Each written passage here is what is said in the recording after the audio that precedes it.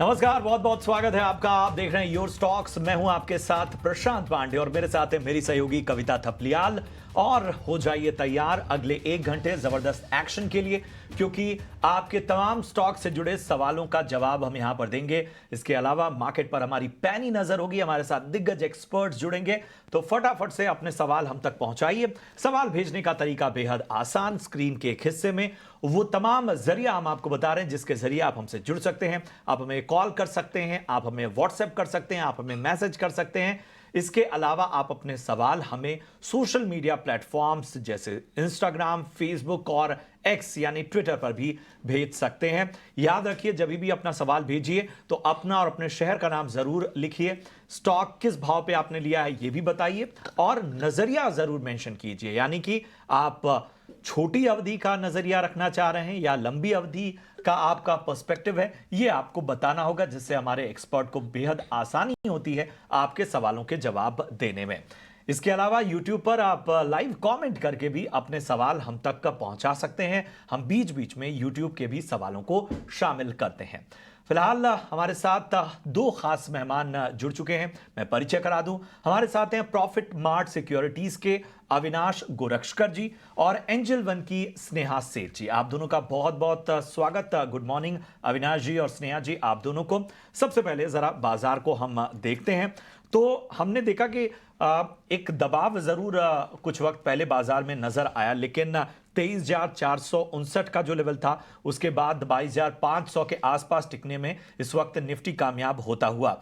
Bank Nifty अभी भी 78 अंक ऊपर 51,450 के पार इस वक्त नजर आता हुआ। 51,500 700 का अहम लेवल है, इसको टारगेट फिलहाल करता हुआ। सेंसेक्स पर हल्का दबाव हम देख पा रहे हैं, 77,330 के स्तर पर इस वक्त बरकरार।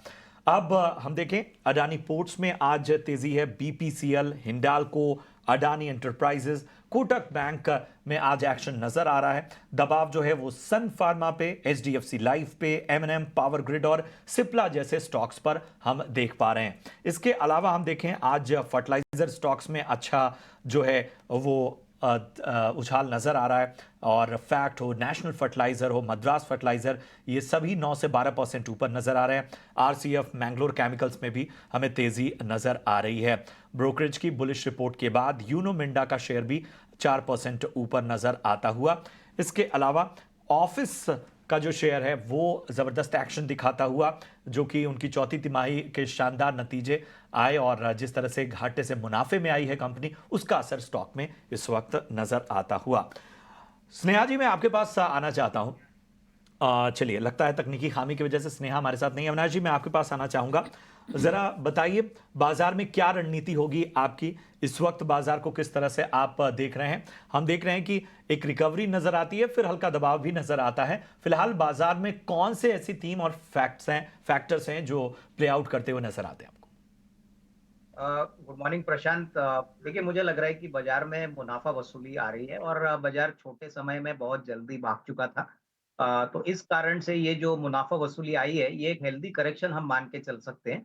लेकिन अगर हम कंपनी और सेक्टर स्पेसिफिक की बात करें तो मुझे लग रहा है कि जो बड़े सेक्टर जहाँ पे बड़ा अनाउंसमेंट्स आने वाले बजट में आ सकता है, वो बेसिकली हाउसिंग फाइनेंस पे है। हो सकता है कि इंफ्रास्ट्रक्चर और कैपिटल गुड्स पे भी आए।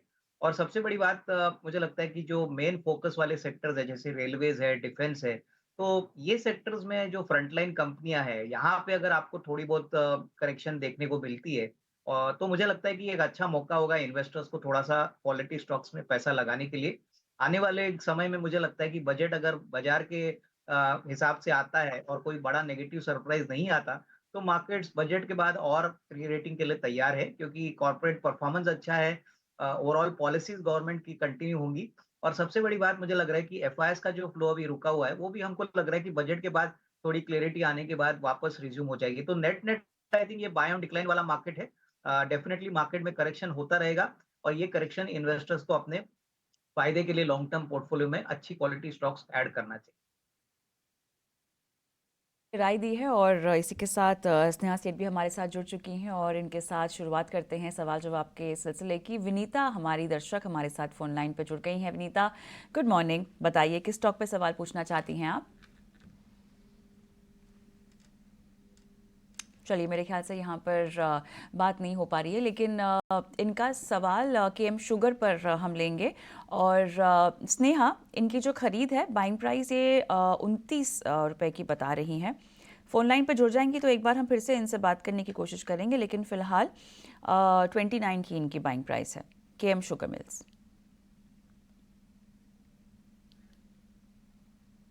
कि अगर आप ये काउंटर देखें तो यहाँ पर अगर आप देखें तो स्ट्रेंथ तो है थोड़ा सा। जो रिसेंटली अपमूव आई है फ्रॉम 32 लेवल्स, वो काफी इंटरेस्टिंग है। थोड़ा सा कंसोलिडेट कर रहा है, बट एक अच्छा बेस बन गया है अराउंड 45 के आसपास। तो आई थिंक 44 का एक स्ट्रिक्ट स्टॉप लॉस लगा के बने रहने की सलाह होगी। अपसाइड में 51 क्रॉस करता है तो थोड़ा मोमेंटम आ जाएगा, और एक्सपेक्ट कर सकते हैं करके कि एटलीस्ट 57 से 58 तक के लेवल्स भी देखने को मिल सकते हैं। ठीक है, तो ये नजरिया आपके स्टॉक पर। हम कुछ यूट्यूब के सवालों को भी लेंगे, लेकिन स्नेहा, चूंकि आप थोड़ा देरी से जुड़ी, जरा बाजार पे एक टेक्निकल व्यू भी दीजिए, किन लेवल्स पर नजर रखनी चाहिए? प्रशांत जी, अगर आप देखें तो मार्केट में ओवरऑल स्ट्रेंथ है। निफ्टी अगर आप देखें तो डिस्पाइट कल थोड़ी सी प्रॉफिट टेकिंग देखने को मिली थी सेकेंड हाफ में, स्पेशली लास्ट जो फाइनल आवर था, बट ओवरऑल होल्ड कर रहा है। 23,400 के पुट्स में काफी अच्छा पोजीशंस है। अपसाइड में 23,600 के स्ट्राइक्स में, कॉल्स के स्ट्राइक्स में काफी अच्छा पोजीशंस है। तो अभी के लिए ये 400 पॉइंट्स की रेंज है। यहाँ से स्ट्रेंथ आना है तो 23,600 का लेवल क्रॉस होना बहुत जरूरी है। हालांकि जिस तरह से बैंकिंग इंडेक्स ने परफॉर्म किया है, मुझे लगता है करके कि पॉसिबिलिटी है कि ओवरऑल स्ट्रेंथ रहेगा। थोड़ा सा डिप आएगा तो उसे यूज करना है कि आप फ्रेश लॉन्ग करें।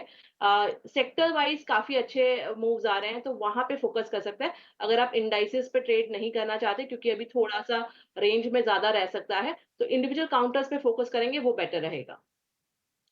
तो ये नज़रिया इंडेक्स पर आता हुआ इस वक्त स्नेहा जी की तरफ से, और ऑप्शन की भी रणनीति यहाँ पर उन्होंने आपके सामने रखी। चलिए, कुछ सवालों को यूट्यूब से ले लेते हैं। जहांगीर साहब हैं और इनका सवाल है एचडीएफसी और टाटा टेक्नोलॉजीज पे। एचडीएफसी के 35 शेयर हैं इनके पास 1437 रुपए के भाव पे, और टाटा टेक्नोलॉजी के 500 रुपए के भाव पे इन्होंने 30 शेयर लिए हुए हैं। से 6 महीने का नजरिया इन्होंने रखा हुआ है। 6 महीने के नजरिए से ये एचडीएफसी 1437 और टाटा टेक्नोलॉजीज 500 रुपए के भाव पे। अविनाश जी, बताइए क्या राय होगी? मेरे ख्याल से अगर 6 महीने का व्यू है तो मुझे नहीं लगता कि एचडीएफसी या टाटा टेक्नोलॉजीज में कोई बड़ी उछाल आएगी। एचडीएफसी का शेयर, मुझे लगता है बैंक का शेयर अभी कंसोलिडेट हो रहा है, और मुझे लग रहा है कि अगले 6 से 12 महीने की अवधि के लिए कोई अगर होल्ड करता है तो 1850 का भी लेवल पॉसिबल लग रहा है। तो मेरे ख्याल से अच्छी खासी कमाई होगी। ऑलरेडी ये इन द मनी है, लेकिन थोड़ा सा समय अगर ये ज्यादा दे सकते हैं, 6 से 8 महीने या कम से कम 12 महीने, तो अच्छा रिस्क रिवॉर्ड बन सकता है। और रही बात टाटा टेक्नोलॉजीज की, देखिए टाटा टेक्नोलॉजीज ने, इनको 500 रुपए में शेयर मिले हैं। इनका अगर आप if you see the price, इन्होंने जो प्राइस पे एंटर, तो ऑलमोस्ट डबल हो चुका है। अगर इनका नजरिया एकदम शॉर्ट टर्म है तो मेरे ख्याल से इसमें कोई डाउट नहीं कि इमीडिएटली तो अपसाइड आएगा नहीं। बट हाँ, अगेन अगर थोड़ा मीडियम टर्म व्यू रखते हैं तो 1250-1300 का भी टारगेट प्राइस मिल सकता है। काफी रिसेंट डील्स में इन्होंने बड़े कॉन्ट्रैक्ट्स विन किए हैं, और मार्जिन इंप्रूवमेंट के लिए भी काफी जगह है। तो आई वुड सजेस्ट दैट थोड़ा सा टाइम फ्रेम लंबा करिए और दोनों शेयर्स में निवेशित रहिए। अच्छा खासा रिस्क रिवॉर्ड आपको मिलेगा अगर टाइम फ्रेम थोड़ा मीडियम टर्म। चलिए, तो यहाँ पर बहुत सारे ऐसे कोलैबोरेशंस टाटा टेक के टाटा मोटर्स और बाकी एआई ओरिजिनेटेड कोलैबोरेशंस के चलते काफ़ी ब्रोकरेज हाउसेस ने भी यहाँ पर अपना व्यू रखा है। लिहाजा अपना 6 महीने का नज़रिया थोड़ा सा आपको लंबा करना पड़ेगा, और दोनों ही स्टॉक में आपको रुके रहने की सलाह हमारे आज के एक्सपर्ट्स के ज़रिए मिल रही है। उज्जैन से मेरे साथ राजेश पांचाल जुड़ गए हैं। राजेश जी, गुड मॉर्निंग, क्या हालचाल आपका? गुड मॉर्निंग मैडम, बढ़िया, फर्स्ट क्लास। मेरे पास आईआरबी इंफ्रा है जी। 68.50 के भाव से 68.5 रुपए के भाव से 68.5। 3 महीने। हाँ, 3 महीने के हिसाब से क्या इसमें आएगा उछाल के डाउन जाएगा? चलिए, आपने हाल ही में खरीदारी कर रखी है मुझे लगता है। हाँ हाँ हाँ हाँ। क्लियरली 3 महीना आप देना चाहते हैं, तो मैं स्नेहा के पास ही जाऊंगी। स्नेहा, इनकी हाल ही की खरीद है, 3 महीने का नज़रिया ठीक है या थोड़ा सा और आप रुकने की इनको सलाह देना चाहेंगी?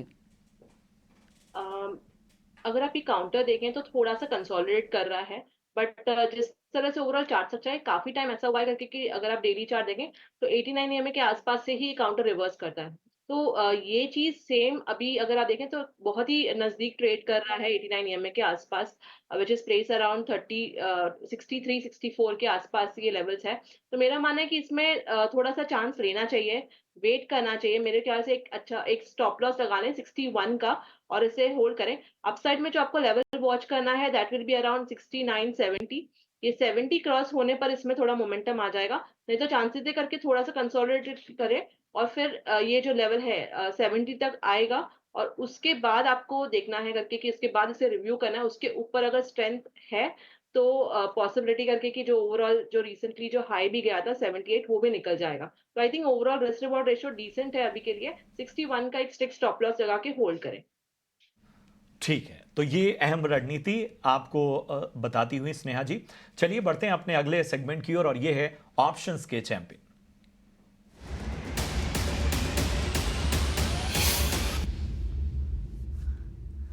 और ऑप्शंस के चैंपियन में हमारे साथ आज जुड़ रहे हैं जेएम फाइनेंशियल्स के अक्षय पी भागवत साहब। अक्षय जी गुड मॉर्निंग, प्रशांत बात कर रहा हूं, बताइए आज ऑप्शन की रणनीति आपकी क्या होगी? Good morning. तो ऑप्शन का रणनीति है HUL, हिंदुस्तान यूनिलीवर, जो करीबन चल रहा है आपका 60 रुपीज के प्रीमियम में 2500 का कॉल जुलाई एक्सपायरी के लिए। इसको आपको खरीदना है for a target of 92 first target. Second target बनेगा 110। ये ट्रेड में आपका स्टॉप लॉस बनेगा 37। लॉट साइज के हिसाब से 11,500 का प्रॉफिट पोटेंशियल है और रिस्क 6,500 का है। यहाँ से थोड़ा सा मार्केट में नरमी हो सकता है, तो हमारा बिलीफ है कि शायद FMCG सेक्टर वापस तेजी का रुख ले सकता है। तो यहाँ से सबसे बेस्ट पिक रहेगा HUL। तो HUL की 2500 की कॉल बाय करने की रणनीति रहेगी जुलाई सीरीज के लिए। बहुत बहुत शुक्रिया करेंगे अक्षय जी आपका इस अहम रणनीति के लिए। तो HUL 2500 की कॉल जुलाई सीरीज की, जो कि 60 के भाव के आसपास आपको मिलेगी। लक्ष्य 92 और 110 का, स्टॉप लॉस 37 रुपए रखना है। अधिकतम मुनाफा 11,500 तक का और नुकसान 6,500 तक के हो सकते हैं। यहां पर आपके सामने स्टैंडर्ड सेबी रिस्क डिस्क्लोजर भी लेकर आते हैं आपकी स्क्रीन पर, जो बताता है कि जो फ्यूचर एंड ऑप्शंस की दुनिया है वो जोखिमों से भरी पड़ी है। 90% लोग इसमें पैसा गंवाते हैं और नुकसान का दायरा कितना बड़ा है ये भी आप समझ सकते हैं। योर स्टॉक और इस शो में हम दे रहे हैं आपके स्टॉक स्पेसिफिक सवालों के जवाब, और स्नेहा सेठ और अविनाश गोरक्षकर हमारे दोनों ही एक्सपर्ट हमारे साथ जुड़े हुए हैं। हमारे साथ दर्शक भी अपने सवाल पूछ रहे हैं, भले ही व्हाट्सएप के जरिए हो या यूट्यूब पर कमेंट बॉक्स पे अपने सवाल के जरिए हो। और इस बीच मेरे साथ हैदराबाद से संगीत मेहरा हमारे दर्शक भी जुड़ चुके हैं। संगीत गुड मॉर्निंग, बताइए। Good morning ma'am, Sangeeta Mehra. Sangeeta, okay माफ कीजिएगा, बताइए संगीता कैसी हैं आप? ठीक है मैम, मुझे लेना था आर पावर पे। ओके। मैंने आर पावर के 1000 शेयर लिए थे जनवरी में, जन के आसपास।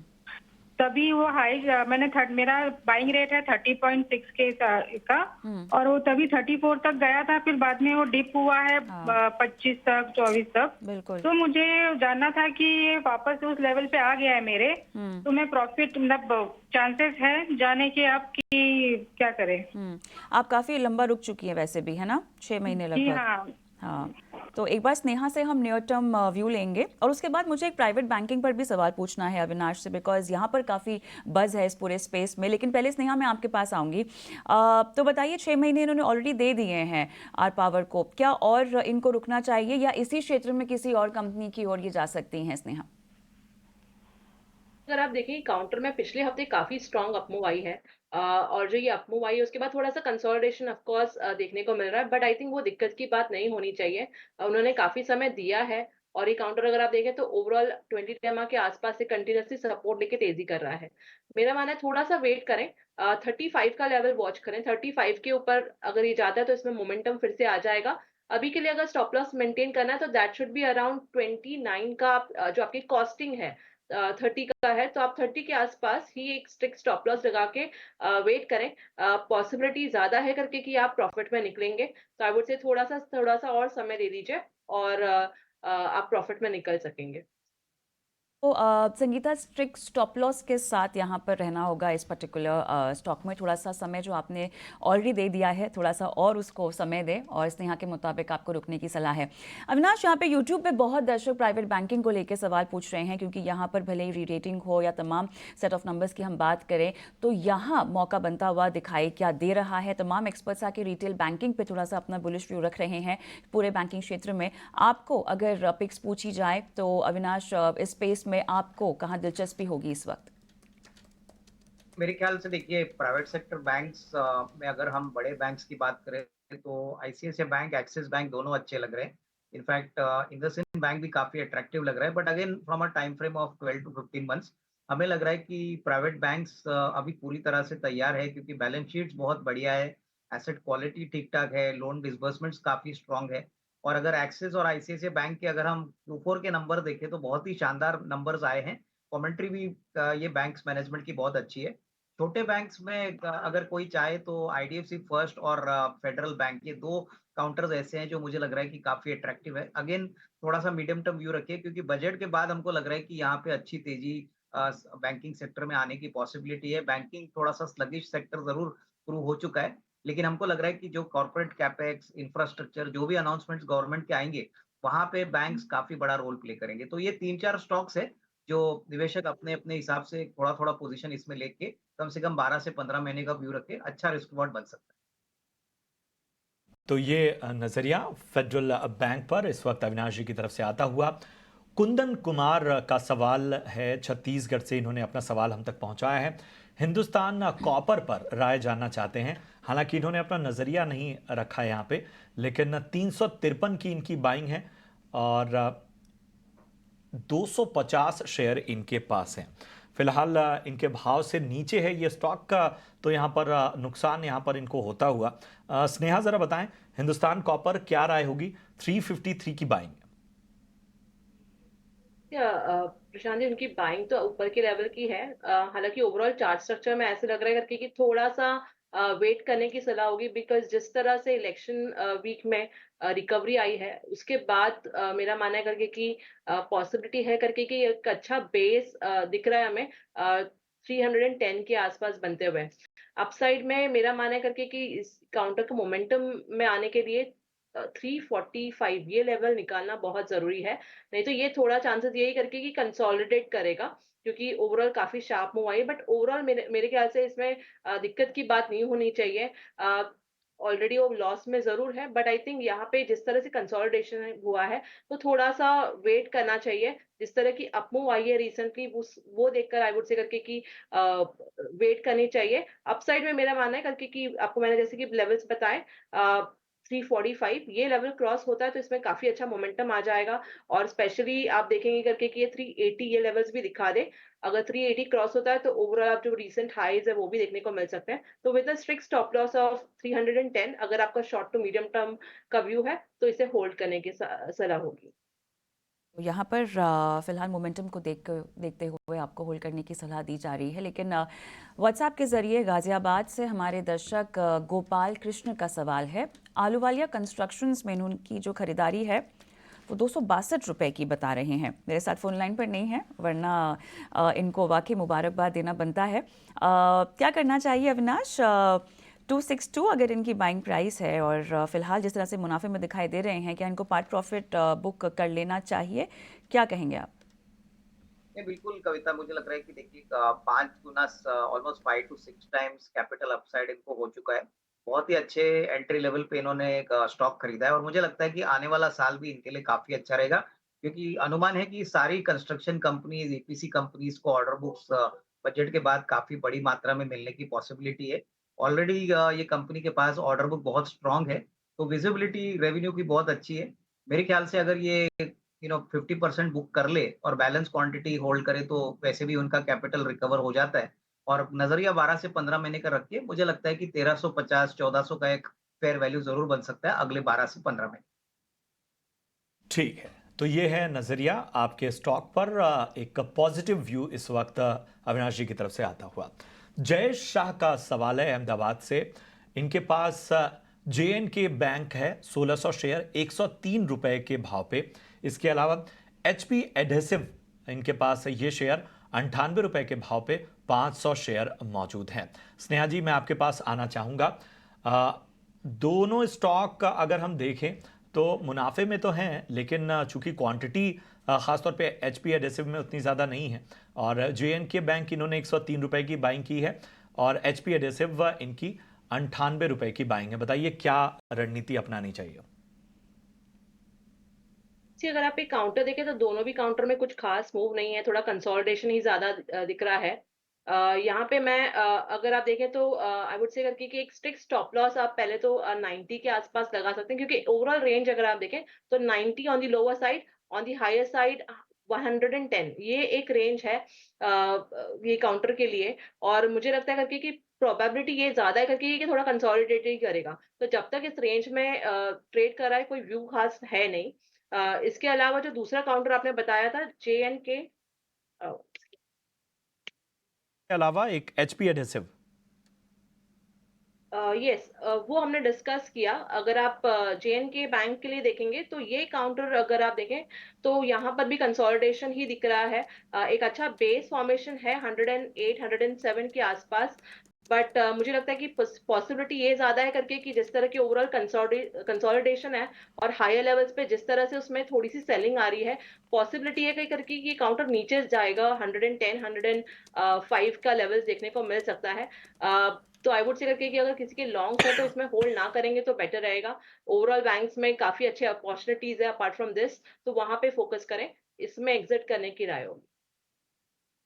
और राइट, मेरे साथ रांची से आराधना फोन लाइन पर हैं और आज भी एक ऐसा दिन जहां पर महिला दर्शक अपने सवाल हमसे बहुत पूछ रही हैं, भले ही फोन लाइन के ज़रिए हो या यूट्यूब के ज़रिए हो। तो कहीं ना कहीं ये एक अच्छी बात है कि महिलाओं में भी अपनी निवेश को लेकर और आर्थिक योजना को लेकर, रणनीति को लेकर जागरूकता बढ़ाने की कोशिश और हमारे साथ वो ये कर रही हैं, अपने आप में अच्छी बात है।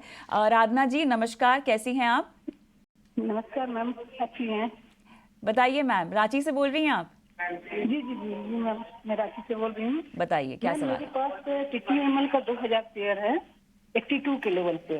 क्या स्टॉक का नाम लिया आपने, दोहराएंगे एक बार? TTML से। ओके ओके 82 के लेवल पे 2000 शेयर है। ओके मैम क्या करना चाहिए? क्या आता है उसके बाद? अभी कुछ दिन पहले तो आया था, उसके बाद फिर चले गए। इस समय क्या कर सकते हैं? इसके लिए इसको होल्ड कर सकते हैं हम 6 महीना से? आपकी बाइंग प्राइस क्या है? 82 मैम। 82। और कितना आप इसमें रुकना चाहती हैं? मैम अगर अच्छा प्रॉफिट होगा तो हम साल भर भी रुक सकते हैं, उससे भी आगे रुक सकते हैं। ठीक है, साल भर का समय आप दे सकती हैं। जी जी जी। आपके पास और भी पोर्टफोलियो में स्टॉक हैं क्या? हाँ मैम, और भी है, इंडिया बुल रियल एस्टेट है और ठीक है, और IRB इंफ्रा है। चलिए बहुत बढ़िया। समय मेरे पास कम है, वरना और भी स्टॉक्स पर और आपकी रणनीति पर बात करते हैं विस्तार से। फिलहाल अविनाश के पास जाना चाहूंगी। अविनाश, ये समय दे सकती हैं और टाटा टेली में इनकी जो बाइंग है वो लगभग 82 की है, क्या सलाह देंगे आप? मेरे ख्याल से देखिए, एक टाटा टेली अभी टेलीकॉम बिजनेस में नहीं है, अभी वैल्यू एडेड टेलीकॉम सर्विसेज में काम करता है, लेकिन अभी भी ये टाटा ग्रुप कंपनी जरूर है, लेकिन मुनाफे की बात करें तो अभी भी कंपनी मुनाफे में नहीं है। मेरे ख्याल से देखिए, अगर इनका नजरिया 6 to 12 मंथ्स का है तो ये होल्ड कर सकती है, लेकिन कोई भी उछाल अगर आता है तो इसमें से निकल जाना चाहिए। मेरे ख्याल से उनको एक दूसरा विकल्प, जो मैंने अभी आपको आपके चैनल पे कहा कि IDFC फर्स्ट बैंक जो 81 82 चल रहा है, वहां पे अगर ये निवेश करती है तो मेरे ख्याल से 6 to 12 मंथ्स में risk reward will be much better. Tata tele में मुझे लग रहा है कि अपसाइड थोड़ा लिमिटेड है, और कोई भी उछाल अगर मिलता है तो इसमें थोड़ा सा पोजीशन करके ये हल्का होना चाहिए, पैसा वापस IDFC फर्स्ट बैंक में डाले, वहां से रिस्क रिवॉर्ड अच्छा होगा। टाटा टेली में अभी भी ये लॉस मेकिंग कंपनी में आपको शिफ्ट होने की सलाह दी जा रही है। थोड़ा सा भी उछाल मिले तो आपको टाटा टेली में से निकल जाना ही फायदेमंद होगा। और इसी के साथ हमें इस शो को यहीं समाप्त करना होगा अधिकार के साथ।